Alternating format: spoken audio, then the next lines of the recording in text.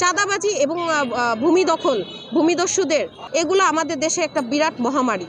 প্রশাসন এই চাঁদাবাজির জায়গাটা বজায় রাখতে পারতেছে না বিধায়ী তারা জনগণের পক্ষে কাজ করতেছে না। জনগণের আশা আকাঙ্ক্ষার প্রতিফলন যেখানে ঘটবে এরকমই দলে তো আসলে সবসময় জনগণ চাইবে। যার যার অবস্থান থেকে সৎ থাকবো, কোনো দুর্নীতিতে জড়াবো না, এই দেশ বদলে যাবে। মানুষের কাছে মতামত যখন নিতেছে, তো আমি মনে করতেছি শুধু দলটা ওনাদের না, আমাদের সবার দল এটা। আমরা এই ক্যাম্পে ওরকম বাধা পাইনি আল্লাহর রহমতে, আলহামদুলিল্লাহ। কিন্তু আমাদের আরও ক্যাম্প যেটা আছে সেখানে আমরা প্রচুর বাধা এবং হুমকির সম্মুখীন হয়েছি।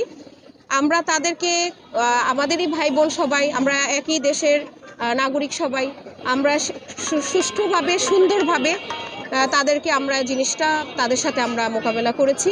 কোনো রকম দাঙ্গা, কোনো রকম ফাসাদে না গিয়ে আমরা সুন্দরভাবে তাদের সাথে আমরা মোকাবেলা করেছি। কিন্তু আমরা বাধার সম্মুখীন হয়েছি, হুমকির সম্মুখীন হয়েছি। আমরা নতুন দল এখনো প্রকাশ হয়নি। আমরা সবসময় চাইবো সবার সাথে সমঝোতা করে সুন্দর, সুষ্ঠু, স্বাভাবিক একটা শান্তিময় বাংলাদেশ গড়তে। তো আমরা মানুষকে আসলে বদলে দিব, এটাই হচ্ছে আমাদের ভিউ, যে বদলে দিব বাংলা মানুষকে। 100% আমরা সংস্কার চাচ্ছি। আর উইদাউট নির্বাচন ছাড়া তো সংস্কার পসিবল না। সেজন্য প্রথমত আমাদের সংস্কারের বিষয়বস্তুগুলো জানতে হবে। আমাদের এক ম্যান টু ম্যান প্রত্যেকের মতামতটা জানতে পারবে। 18 কোটি মানুষের যদি আমরা 2 কোটি মানুষেরও জানতে পারি, তারপরও আমরা চেষ্টা করব যে এই সমস্যাগুলোর সংস্কার করা। আসলে আমাদের যে সমস্যাগুলো রয়েছে, এটা একটা জাতীয় সমস্যা হিসেবে অনেক বড় মহামারী হিসেবে ধারণ করেছে।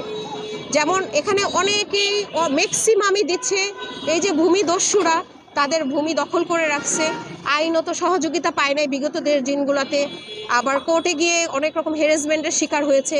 এখনও নিজের ঘর, নিজের জায়গা ছেড়ে বিভিন্ন জায়গায় ঘুরে বেড়াচ্ছে, তাদের জায়গাগুলো তাদের দখল পাচ্ছে না। এই ধরনের সমস্যা, এটা আমাদের জাতীয় সমস্যা হিসেবে মানে রূপ ধারণ করছে, বড় মহামারী হিসেবে দেখা যাচ্ছে। এবং সাথে চাঁদাবাজি এবং ভূমি দখল, ভূমিদস্যুদের যেই ধরনের এই আক্রোশ এবং সন্ত্রাসীমূলক এই কাজগুলা, এগুলো আমাদের দেশে একটা বিরাট মহামারী। এখনও অনেক ধরনের দুর্নীতি চলছে।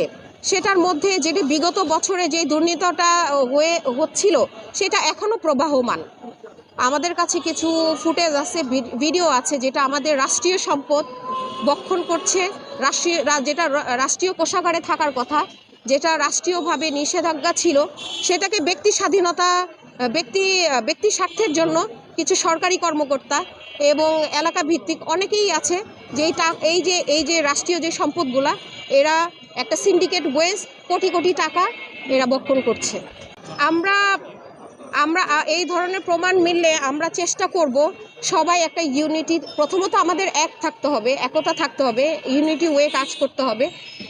সেই অনুযায়ী যখন আমরা এই ধরনের কোনো প্রবলেম দেখব, আমাদের উচিত যার যার নিজ জায়গা থেকে, যার যার নিজ সত্তা থেকে সবাইকে প্রতিবাদী হওয়া এবং সবাইকে এটার প্রতিবাদ করা, অন্যায়ের প্রতিবাদ করা, এবং সবাই মিলিতভাবে যখন আমরা সবাই একসাথে জিনিসটা প্রতিহত করতে যাব, তখন আর মনে হয় না কোনো সন্ত্রাসীরা এখানে টিকে থাকতে পারবে। বিগত 16 বছর আমরা যেটা দেখে এসেছি, বিগত 16 বছরের যে পুলিশ প্রশাসন ছিল, এটা তো মূলত হলো স্বৈরাচারের দোসরদের নিয়োগ দেওয়া। তারা তাদের ছাত্রলীগের ক্যাডারদেরকেই একটা একটা করে বেছে বেছে নিয়ে এসে বিভিন্ন পোস্টে দিয়েছে। তো সেই জায়গা থেকে আমরা দেখতে পাচ্ছি যে 5 আগস্টের পরে প্রশাসন আসলে তার ভূমিকা পালন করতেছে না এবং কোনো ধরনের স্টেপই তারা নেয় না। জনগণ যখন গিয়ে তাদের সাথে কথা বলে, তখন তারা অনেকেই বলে যে আমাদের এই কাজ না। বড় ধরনের কোনো সমস্যা নিয়ে পুলিশের কাছে যাওয়ার পরে পুলিশ এই কথাটা বলে যে এই কাজগুলো আমাদের না, বা উপরের কোনো নির্দেশ নেই, এই ধরনের কথা বলে। বর্তমানে থানাগুলোতে চাঁদাবাজি বলতে যে আমরা তো জনগণ সচেতন। ইভেন আমি দেখেছি যে 10 বছরের একটা বাচ্চাও অনেক সচেতন।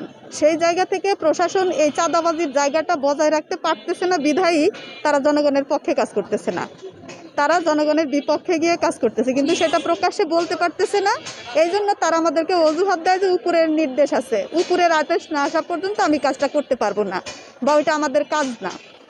আরেকটা কথা বলবো যে এই সরকার এবং এই উপদেষ্টা মণ্ডলী যত দ্রুত সম্ভব এই প্রশাসনের জায়গাটাকে সংস্কার করে সেখানে নতুনদেরকে নিয়োগ দেওয়া হোক, তাহলে আমরা সাধারণ মানুষ নিশ্চিত এবং নিরাপদে থাকতে পারবো।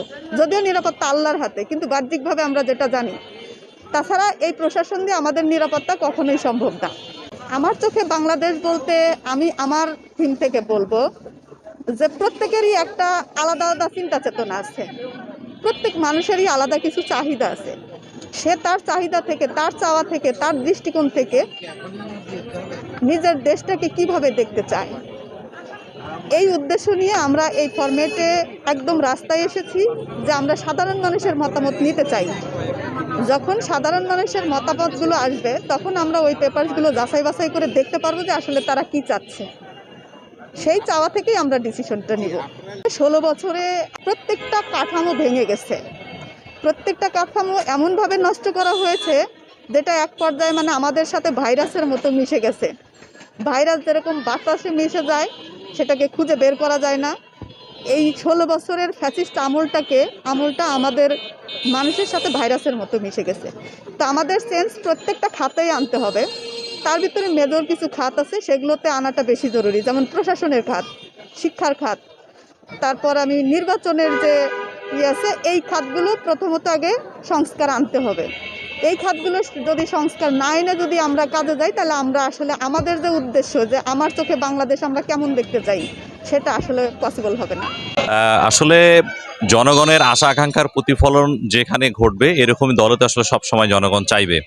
যেখানে জনগণের যতটুকু অধিকার, সেই অধিকারটুকু যেই সরকার নিশ্চিত করতে পারবে বা যে সংগঠন নিশ্চিত করতে পারবে, আমার মনে হয় যে এরকম সংগঠনই হওয়া উচিত যারা জনবান্ধব কাজকর্ম করবে, যারা অন্যায় দুর্নীতি এগুলোর প্রতিরোধে সবসময় সচেষ্ট থাকবে। এবং আমি মনে করি যে যেহেতু আমরা এখন অনেক সচেতন, আমার মনে হয় যে যে নতুন দল গঠন হবে সেখানে যেন আশা আকাঙ্ক্ষার প্রতিফলনের পাশাপাশি শিক্ষাগত যোগ্যতাটাকে যেন বেশি করে মূল্যায়ন করা হয়। এবং নেতৃত্বের জায়গা থেকে আমি বলবো যে যারা ছাত্ররা রয়েছে তারা কিন্তু একেবারে যেহেতু প্রান্তিক লেভেল পর্যন্ত তাদের যোগাযোগ রয়েছে, তারা কিন্তু কৃষক থেকে শুরু করে শ্রমিক থেকে শুরু করে সকল ধরনের সমাজ ব্যবস্থার সাথে কানেক্টেড।